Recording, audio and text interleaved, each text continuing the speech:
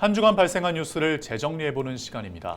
지난 한 주 동안 주요 이슈는 뭐가 있었는지 이상원 뉴스민 기자를 통해서 이야기 나눠보겠습니다. 화상으로 연결해봅니다. 안녕하십니까? 네, 뉴스민 이상원 기자입니다. 네, 우선 지난 한 주 동안 발생한 주요 이슈부터 종합해 주시죠. 네, 홍준표 대구시장이 동대구역에 박정희 동상을 만들겠다고 하면서 논란이 일고 있다는 소식부터 전해드리고요. 대구 경북 신공항 초과 사업비를 대구시가 선 보존하는 조례안이 제정된다는 뉴스 전해드립니다. 끝으로 홍원하 경북대 총장이 임기를 남겨두고 비례대표 국회의원에 나서려다 비판에 직면했다는 소식 짚어봅니다. 네, 동대구역이 박정희 동상으로 논란을 빚고 있다는 소식부터 전해주시죠. 네, 동대구역이 박정희 동상으로 홍역을 치르게 생겼습니다. 홍준표 시장이 SNS를 통해 동대구역 광장을 박정희 광장으로 이름을 바꾸고 동상까지 짓겠다고 했기 때문인데요. 지역 야권과 시민사회단체가 강하게 반발하고 있지만 홍 시장은 강행 의사를 거듭 밝히고 있습니다.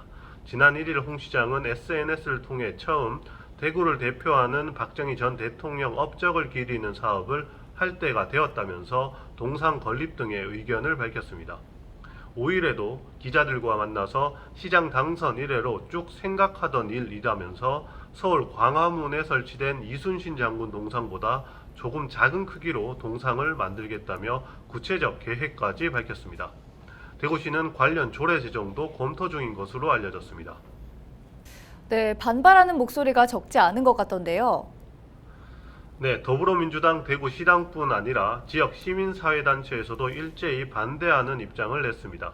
4일 더불어민주당 대구시당은 논평을 내고 박정희, 박근혜 대통령은 이미 국민평가가 끝난 분들이라면서 동상을 세우면 두고두고 흉물 논란에 1년 내내 오물 등 관리가 안 될 것이라고 반대했습니다. 6일에는 대구 시민단체 연대회의가 성명을 내 시민의 광장에 독재자 동상이 웬 말이냐고 비판했습니다. 이들은 독재 정권 시기 민주주의와 인권 탄압은 역사 속에서 끝난 것이 아니라며 여전히 피해자와 피해자 가족의 삶 속에서 계속되고 있다고 비판했습니다. 네, 다음으로 대구시가 대구 경북 신공항 건설 초과 사업비를 선 보전하는 조례를 제정한다고요. 네, 대구 경북 신공항 사업 추진 과정에서 발생하는 초과 사업비를 대구시가 선 보전하는 조례가 만들어집니다. 지난달 대구시가 입법 예고한 대구 경북 통합신공항 특수목적법인 참여기업 지원에 관한 조례안은 시장에게 초과 사업비 보전 의무를 부여하고 있습니다. 지난해 제정된 대구 경북 신공항 건설 특별법은 국가의 초과 사업비 보전을 임의 조항으로 해두고 있는데 이것보다 강화된 의무가 시장에게 부여된 겁니다. 초과 사업비 발생 규모에 따라 대구시의 예상치 못한 재정 부담을 수반할 수 있다는 우려가 제기됩니다. 지난 7일 대구시의회 건설교통위는 이 같은 우려를 지적하면서도 별다른 수정 조치 없이 원안대로 통과시켰고 15일 본회의 의결을 앞두고 있습니다. 네, 끝으로 홍원하 경북대 총장이 국민의힘 비례위성정당에 공천을 신청했다가 학내외 반발에 부딪혔죠. 네, 총장 임기를 약 6개월 남겨둔 홍원하 경북대 총장이 국민의힘 비례위성정당인 국민의 미래에 공천 신청서를 제출한 사실이 알려지면서 학내외 논란이 일고 있습니다.